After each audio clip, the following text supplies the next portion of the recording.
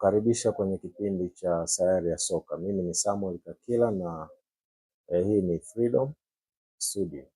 Nataka tupige stori chache za kimichezo upande wa soka, na ninaanza na ligi kuu ya soka Tanzania bara. Baadaye nitakuletea kidogo habari chache za UEFA Champions League.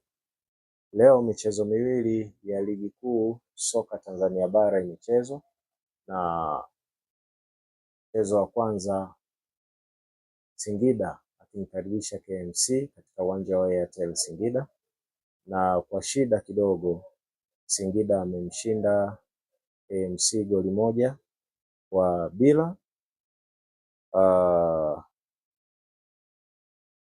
Likifungwa goli na Lamin Jaju dakika ya 69 ya mchezo, na kwa hiyo Singida kujipatia pointi zake 3 muhimu katika msimamo wa ligi kuu. Baadaye nitakuletea takwimu za ligi za msimamo wa ligi kuu, nitakuonyesha nani yuko wapi, ana pointi ngapi, ana mechi ngapi, kusomea baadaye.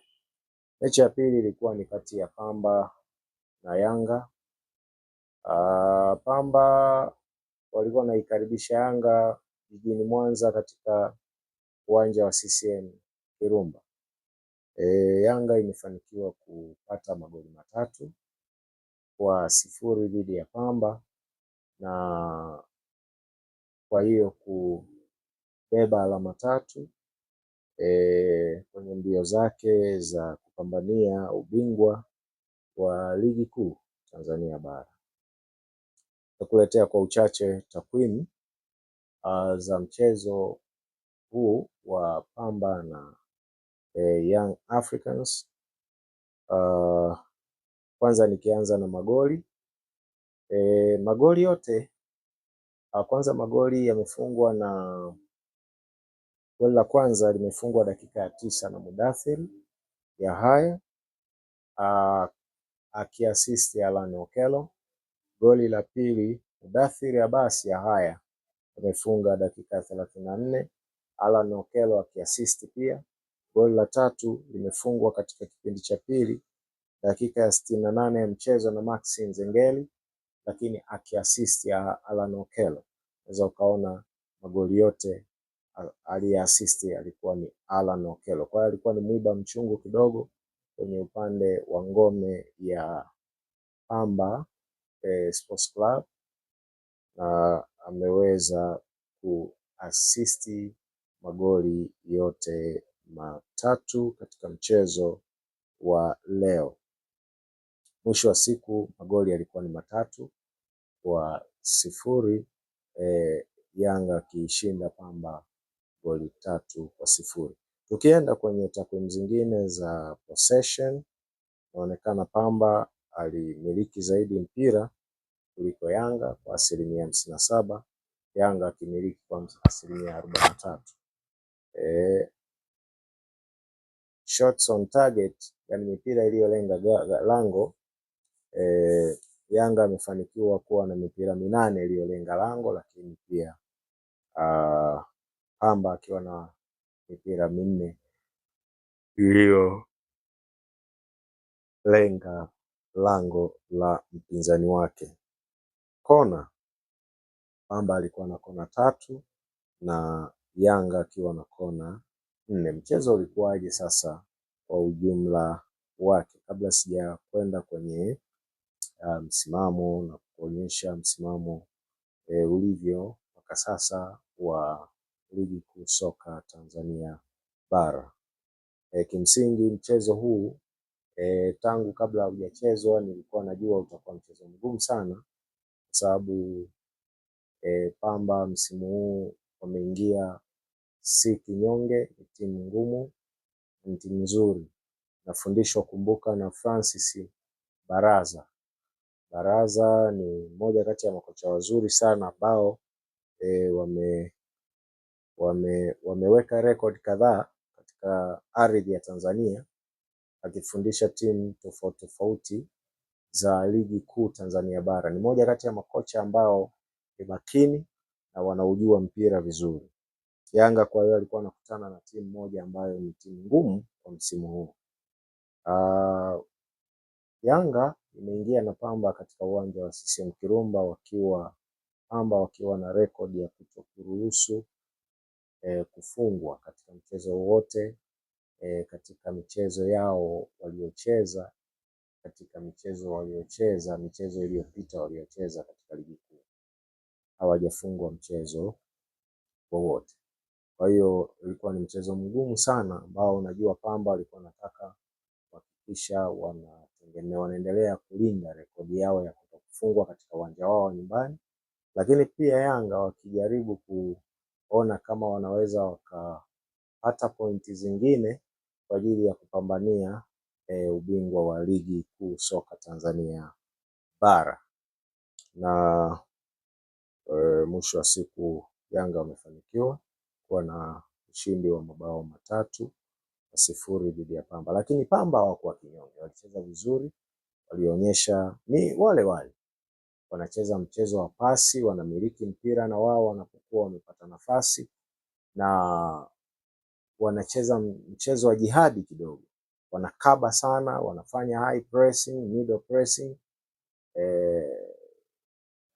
high pressing wanafanya ile wakikabia juu, wanaanza kukabia juu kwanza, yaani wale wachezaji wa mbele wanakuwa na kazi wakati timu pinzani inapokuwa inaanzisha mashambulizi kuanzia kwa golikipa na mabeki, wanaanza kukaba, baadaye wanakuwa na ile kukabia katikati pale mid block wanafanya hiyo, lakini pia huku nyuma wanatengeneza ulinzi wanapokuwa wanashambuliwa, wanatengeneza ukuta mgumu kupitika wakati wanapokuwa wanashambuliwa. Kwa Pamba ni wale wale na wanatumia nguvu wachezaji wao. Mara nyingi walikuwa wakiingia kwa nguvu sana kwa wachezaji wa Yanga kwa maana ya kule kukaba kwa kutumia nguvu sana. Kwa Pamba ni wale wale wagumu, sio rahisi sana. Nafikiri game plan ya Yanga ndio iliyofanikiwa kuwafanya wakatoka wakiwa wamefungwa hizi goli 3, lakini kama sivyo mchezo huu bado ungekuwa mchezo mgumu sana, kwa sababu hata kwa Yanga mimi nilikuwa najaribu kuangalia kwamba je, leo itakuwaje, wanaweza wakaishinda Pamba au wataishia kutoka sare au wataishia kufungwa na timu ya Pamba, kwa sababu Pamba msimu huu sio wepesi, na ndivyo wameonyesha hata katika mchezo. Wamefungwa goli 3 lakini wamecheza mchezo mzuri na wameonyesha kupambana sana. Nafikiri kitu kingine ambacho moja wakati ya game plan ambazo zinasumbua kwa sasa upande wa Yanga ni vile ambavyo wanaingia hawana striker, wanacheza na false number 9 na wanaingia wakiwa wamejaza viungo wengi katikati. Mabeki wao ni kama kawaida.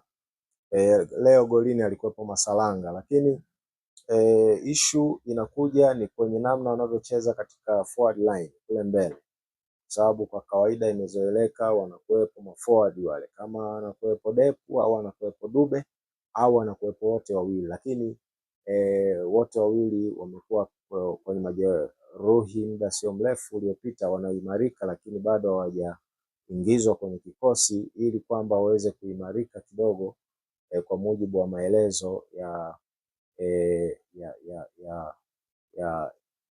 timu ya Yanga. Kwa hiyo hawakuwepo kwenye mchezo, na kwa hiyo viungo wengi ndio waliocheza, viungo washambuliaji. Na katika lineup inayoanza namba 9 anaanza Pacome, kiungo mshambuliaji namba 8 anakuwa Duke Abuya, namba 10 anakuwa Mudathiri Yahaya, kushoto na kulia wanacheza Alan akiwa anacheza kulia, kushoto anakuwa Max. Lakini sasa kama unavyofahamu, yani huwezi kujua nani ndo namba 8, nani ndo namba 9, nani ndo namba 10. Kwa maana ya kwamba Pacome mwenyewe anazunguka karibu uwanja mzima. Ukienda kwa Max naye kama kawaida anazunguka karibu uwanja mzima. Atacheza kiungo mbele cha ushambuliaji, atacheza kiungo cha katikati, atarudi muda mwingine kuzuia, na unaweza ukaona Yanga wakiwa wanashambuliwa wote wanarudi nyuma. Sana sana wabakiza mtu mmoja au wawili kule mbele, ili kwamba mipira ikipigwa waweze kuwepo kwa ajili ya kuimiliki. Lakini kwa kimsingi unaona karibu kila mchezaji anazunguka karibu kila eneo la uwanja.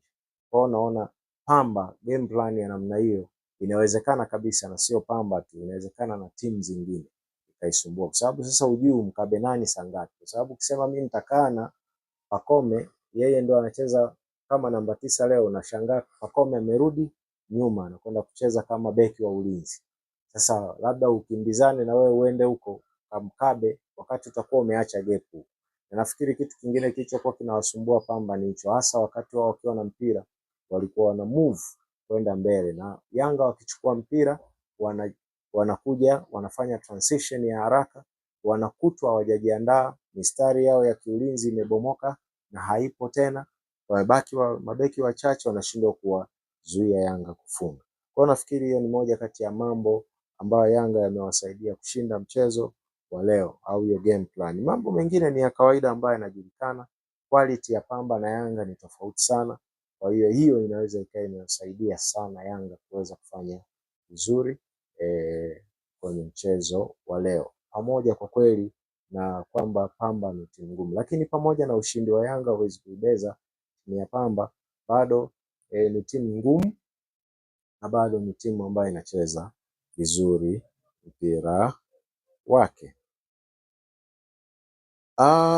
Tukienda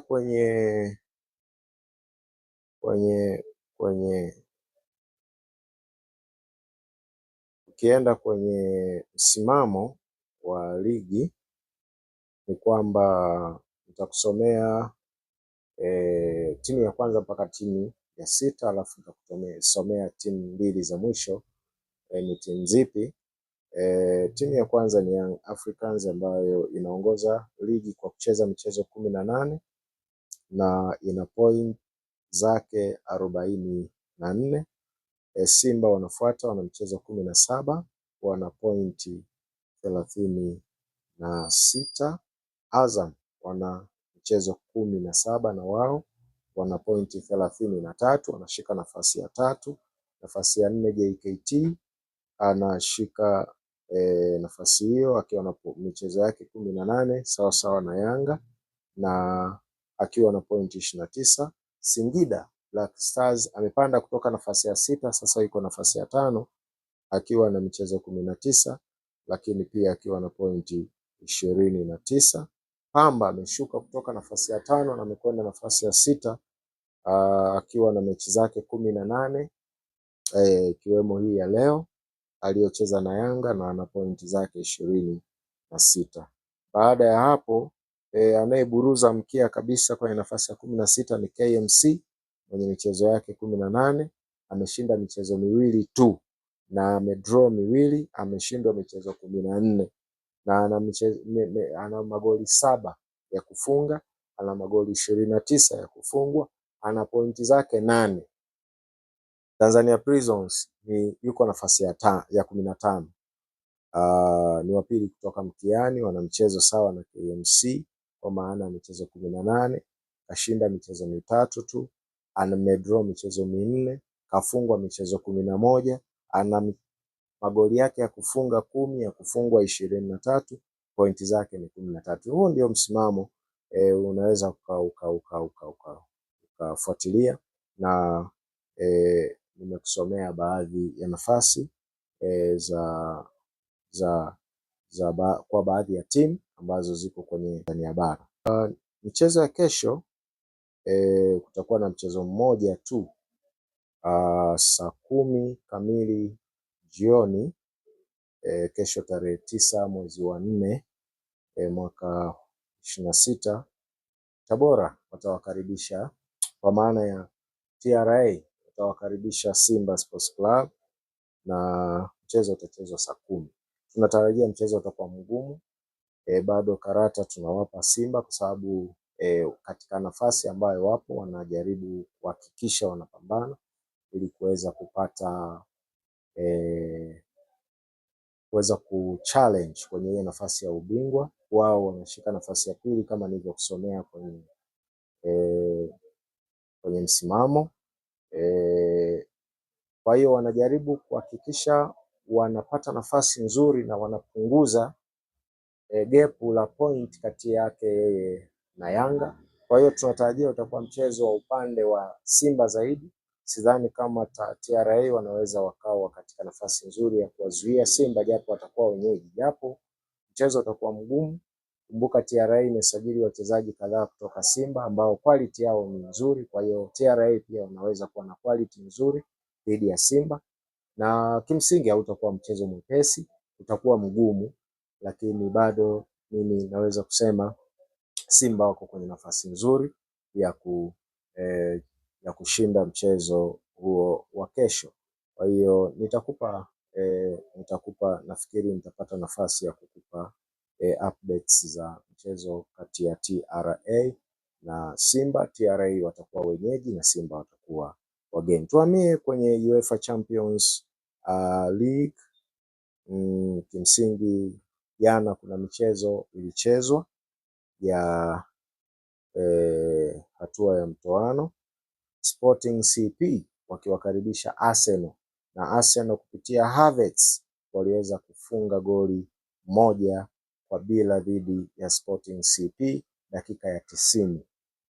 Hali kadhalika Real Madrid waliwakaribisha Bayern Munich, na Bayern Munich walifanikiwa kufunga magoli mawili dhidi ya goli moja la Real Madrid. Wakianza kufunga dakika ya 41 Bayern Munich kupitia Luis Diaz na Kane katika dakika 46, lakini Mbappe hakukubali mpaka alipoweka mpira kambani dakika ya 74 dhidi ya Bayern Munich. Kwa hiyo mpira ukaisha 2-1. Real Madrid wakiwa nyumbani walifungwa goli 2-1 dhidi ya Bayern Munich. Hiyo ilikuwa ni mchezo wa UEFA Champions League hiyo siku ya jana. Leo na michezo itaendelea tena kuanzia majira ya saa 4 za usiku kwa saa za Afrika Mashariki. Barcelona wakiwakaribisha Atletico Madrid, mchezo mgumu sana huu, na pia PSG watawakaribisha Liverpool. Barcelona watakuwa wenyeji, lakini pia PSG watakuwa wenyeji dhidi ya Liverpool. Natarajia mchezo mgumu sana dhidi ya Barcelona, au mchezo wa Barcelona dhidi ya Atletico, lakini pia mchezo wa PSG dhidi ya Liverpool. Karata yangu naipeleka kwa Barcelona katika mchezo wa Barcelona na Atletico. Karata yangu naipeleka kwa PSG katika mchezo kati ya PSG na Liverpool, kwa maana ya kukuambia tu nani ana turufu ya ushindi leo hii. Mchezo utakuwa mgumu sana. Okay, naishia hapa. Nikutakie kila laheri. Usiache kucomment, kushare, kulike, hata kusubscribe. Kuna kuja mambo mazuri zaidi motomoto katika kipindi chako cha Sayari ya Soka. Mimi ni Samuel Kakila. Hii ni Freedom Studio. Asante.